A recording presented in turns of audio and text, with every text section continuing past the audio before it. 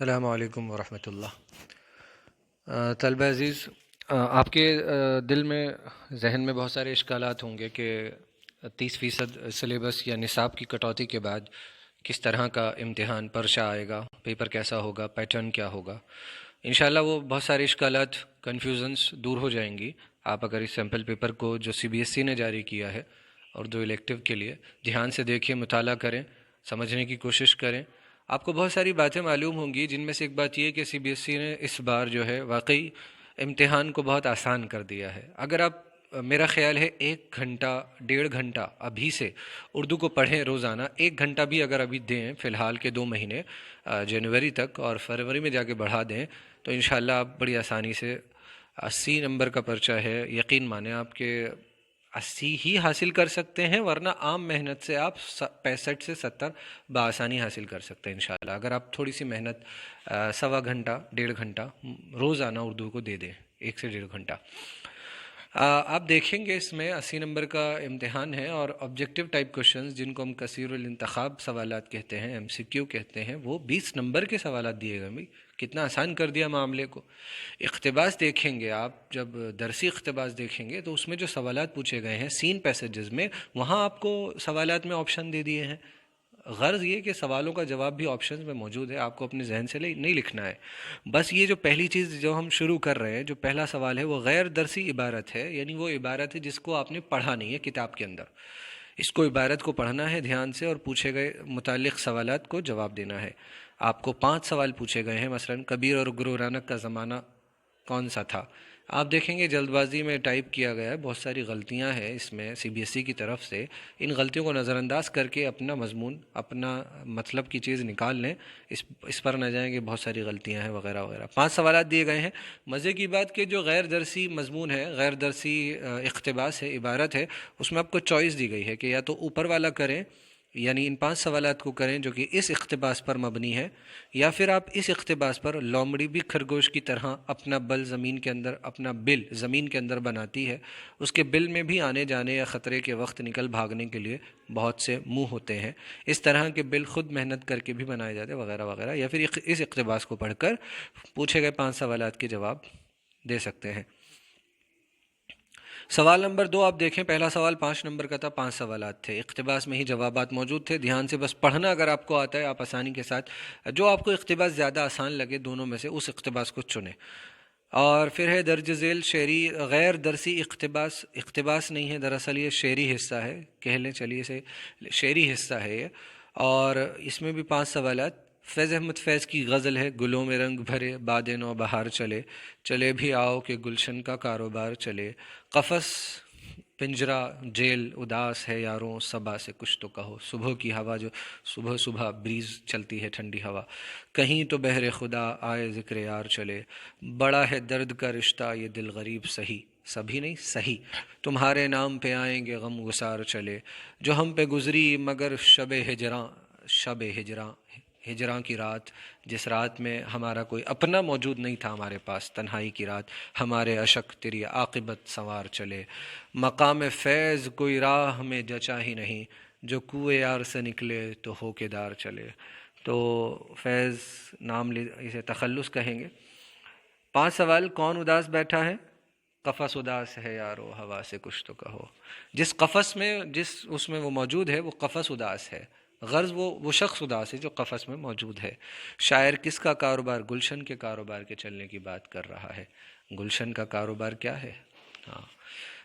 گلشن کسے کہتے ہیں؟ باغیچے کو کہتے ہیں جس میں قسم قسم کے پھول ہوں۔ ہم آئندہ اگر آپ کہیں گے تو ان کے سولوشنز پر ہم بھی انشاءاللہ کوشش کریں گے ویڈیو بنانے کی۔ شب ہجراں کا مطلب بتاؤ۔ میں نے بتایا تنہائی کی رات، جس میں اس اپنے شخص کی ملاقات میسر نہ ہو، تو کس طرح کی وہ رات، ایک کسی بھی طرح لے لیں آپ، ماں کی بیٹے سے جدائی ہو، باپ سے جدائی ہو، دوست کی دوست سے جدائی ہو، جو حلال رشتے جتنے ہیں، حالانکہ یہاں شاعر جو عام طور پہ استعمال کرتے ہیں، ہم پھر بھی اس میں حلال رشتوں کا ہی معنی نکالیں گے۔ عاقبت کون سنوار رہا ہے؟ اس کے آنسو دیکھا آپ نے، جو کوئے یار سے نکلے، کوچے یار یعنی کوئے یار، کوچے یار سے، یار کے محلے سے نکلے۔ ایک اور پھر اس میں بھی میں نے بتایا، جیسے اوپر چوائس تھی یہاں بھی چوائس ہے، یا تو اوپر والا شعری حصہ کریں یا یہ کریں؟ 5 سوالات ہیں پھر سے.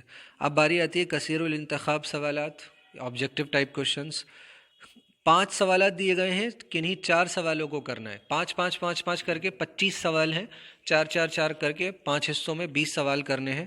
1 نمبر کا 1 سوال، یعنی کل 20 نمبرات اس کے ہو گئے. اوپر 10 نمبر گزر چکے ہیں. 5 نمبر کا شعری اقتباس، شعری حصہ، 5 نمبر کا نثری اقتباس، 30 ہو گئے. سوال دیکھیں، امراؤ جان ادا میں کس کی کہانی بیان ہے؟ طوائف ہے وہ. خورشید الاسلام کی وفات کہاں ہوئی؟ آپ تعارف پڑھیں گے تو آپ کو اندازہ ہو جائے گا، معلوم ہو جائے گا. فوٹوگرافر کے مصنف کون ہے؟ مصنفہ قرۃ العین حیدر ہے. آپ نے افسانہ پڑھا، اس کا ویڈیو موجود ہے. میں وہ کیا ہے، آپ کو یہ بھی پڑھایا گیا ہے. افسانہ ہے یہ، 2 کردار ہیں. ریلوے اسٹیشن والا معاملہ یاد کیجئے جن لوگوں نے سبق کو سن لیا. اگر آپ نے ایک مرتبہ ویڈیوز کو سن لیا ہے نا، جس سبق کا ہے جو آپ کے لیے محنت سے تیار کیا گیا ہے، انشاءاللہ آپ تمام سوالات کو کر سکتے ہیں. آپ کر کے دیکھ لیجئے، ویڈیو سن لیجئے، اور جو اس ویڈیو سے متعلق کوئی بھی سوال اس امتحان میں آیا، آپ کر کے بیٹھیے، لکھیے، انشاءاللہ ہو جائے گا.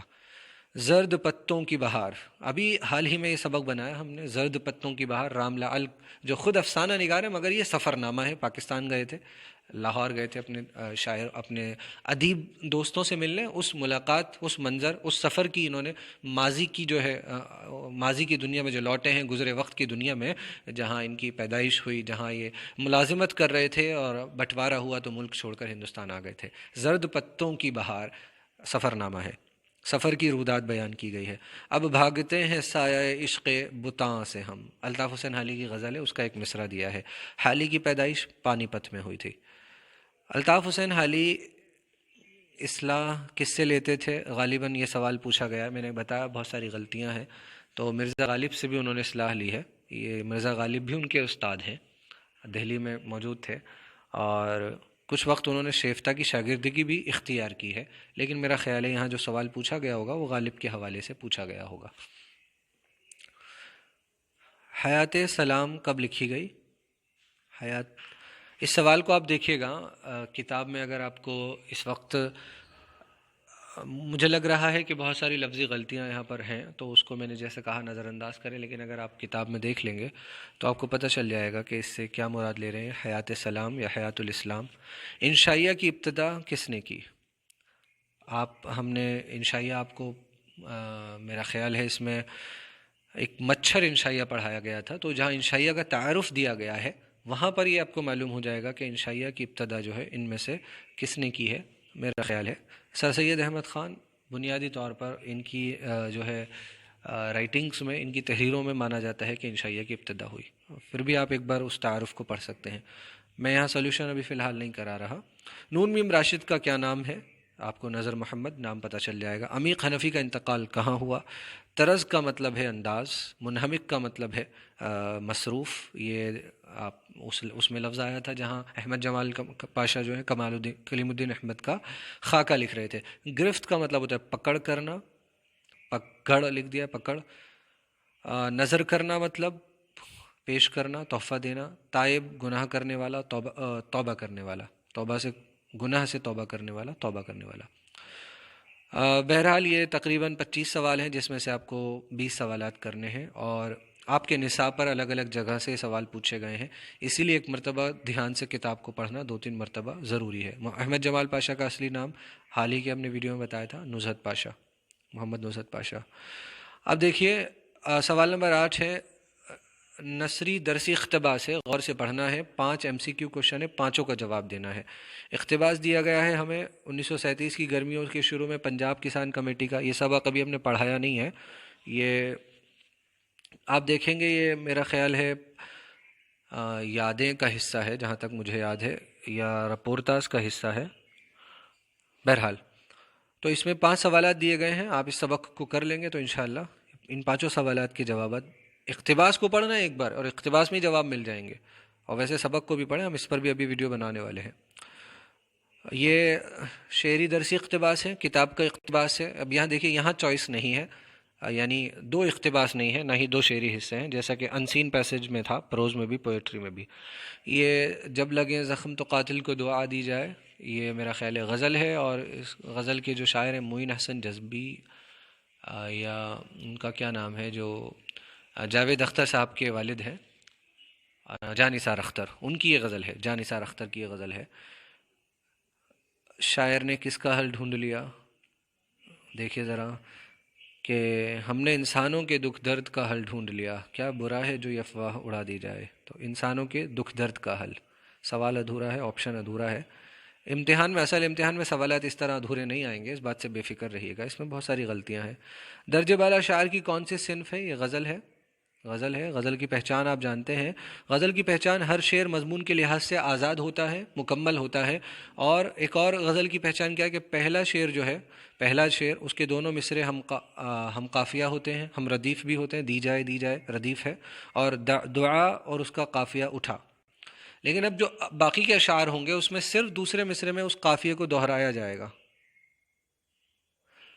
پہلے مصرے میں، یعنی دوسرا شعر ہے اس کے پہلے مصرے میں وہ قافیہ نہیں ہوگا، صرف دوسرے مصرے میں، پہلے شعر کو چھوڑ کر، مطلع کو چھوڑ کر۔ مطلع کہلاتا ہے غزل کا پہلا شعر جس کے دونوں مصرے ہم قافیہ اور ہم ردیف ہوتے ہیں۔ کبھی کبھی ایک غزل میں ایک سے زیادہ مطلع بھی ہو سکتے ہیں، عام طور پر آپ کے جو نصاب میں ہے اس میں ایسی کوئی غزل نہیں ہے جس میں ایک سے زیادہ مطلع ہوں۔ تو پہچان یہ ہے، اب باقی کے جتنے اشعار ہیں ان کے دوسرے مصرے میں آپ کو وہی قافیہ نظر آئے گا۔ اٹھا، اٹھا کی ہم، اٹھا کا ہم آواز لفظ ہے دبا، دبا کا ہم آواز اڑا، صدا دعا، اور دی جائے دی جائے یہ ردیف ہے۔ شاعر نے تو 5 سوالات بڑے آسان ہیں، آبجیکٹیو ٹائپ کوشچنز آسان ہوتے ہیں، آپشن میں ہی بتا دیا جاتا ہے جواب۔ زخم لگنے پر شاعر کس کو دعا دینے کی بات کر رہا ہے؟ تو جب لگے زخم تو قاتل کو دعا دی جائے، ہے یہی رسم تو یہ رسم اٹھا دی جائے، کہ زخم لگنے پر زخم دینے والے کو دعا دی جائے، قتل کرنے والے کو۔ اگر یہ رسم ہے تو اس رسم کو اٹھائیے۔ شاعری میں یہ رسم تھی، شاعری میں کیا رسم تھی کہ جو تکلیف پہنچا رہا ہے اس کو دعائیں دی جا رہی ہیں۔ ہاں، یعنی جو جس سے انہیں تکلیف پہنچ رہی ہے اپنے اس خاص شخص سے، اس کو دعائیں دی جا رہی ہیں تکلیف اس کے تکلیف پہنچانے کے باوجود۔ تو یہ شاعر کہہ رہے ہیں جاں نثار اختر اس رسم کو ختم کریے اب۔ بہرحال 4 سوالوں کے جواب لکھنے ہیں، 2 نمبر کا ایک سوال ہے، 2 نمبر کا ایک سوال، 4 سوالات 8 نمبر کے۔ احمد جمال پاشا نے کلیم الدین احمد کی تنقیدی اہمیت کے بارے میں کیا لکھا ہے؟ سبق سن لیجئے، کلیم الدین احمد کا خاکہ احمد جمال پاشا ہم نے بنایا، انشاءاللہ آپ کو پتہ چل جائے گا کیا خوبی، کیا اہمیت ہے ان کی۔ 2 نمبر کا سوال ہے، آپ 3 سے 4 سطروں میں جواب لکھ دیں گے، انشاءاللہ آپ کو پورے 2 نمبر مل جائیں گے۔ ناول نگاری ہے، تاول نگاری نہیں ہے۔ خوجی کا حلیہ بیان کرنا ہے۔ خوجی اور آزاد کے کردار میں، کردار ہے یہ، میں نے بتایا لفظی غلطیاں ہیں، مطابقت، سملیرٹیز کیا کیا ہیں، یہ ہم نے خوجی ایک مطالعہ جو سبق ہے اس میں تفصیل سے بتایا کہ دونوں کے کردار میں کیا کیا ایسی چیزیں ہیں جو کامن ہیں، سملر ہیں، ملتی جلتی ہیں۔ گمنام پہاڑی کے گیسٹ ہاؤس میں سیاح، گھومنے والے ٹورسٹ کیوں آتے تھے؟ یہ بھی ہم نے قرۃ العین حیدر کا جو افسانہ ہے فوٹوگرافر، اس میں بتایا ہے کہ وہ تنہائی کا گوشہ اور دنیا کی بھیڑ بھاڑ والی زندگی، اس سے بچنے کے لیے کچھ وقت اکیلے میں بتانے کے لیے، سکون تلاش کرنے کے لیے وہاں پر آیا کرتے تھے۔ افسانے میں کس زندگی کی کس حقیقت کو بیان کیا گیا؟ اسی افسانے کا اصل میں یہ ذکر ہے، سوال ادھورا ہے کہ فوٹوگرافر افسانے میں زندگی کی کس حقیقت، کہ ہر زندگی میں کیا، ہر عروج کو زوال ہے، ہر شخص کے لیے فنا ہے، اور فنا کے باوجود جو ہے زندگی جو ہے عین فنا کے بیچ زندگی چل رہی ہے۔ ہم جانتے ہیں کہ سب کچھ ختم ہو جائے گا، ہمارا جسم جو ہے یہ باقی نہیں رہے گا، آخرت میں اٹھایا جائے گا، لیکن اس دنیا کے اندر جو ہے وہ سب کچھ فنا ہے۔ قرآن میں بھی آیا نا کہ اللہ تعالیٰ کے چہرے کے سوا، یعنی اللہ تعالیٰ کے سوا ہر شخص کو، ہر چیز کو فنا کا منہ دیکھنا ہے، مٹی میں ملنا ہے، پھر اللہ تعالیٰ اپنے حکم سے دوبارہ اٹھائیں گے، حساب کتاب ہوگا۔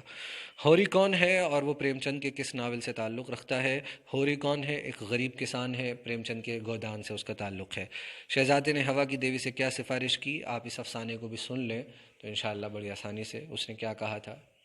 مال و دولت کی فرمائش کی تھی۔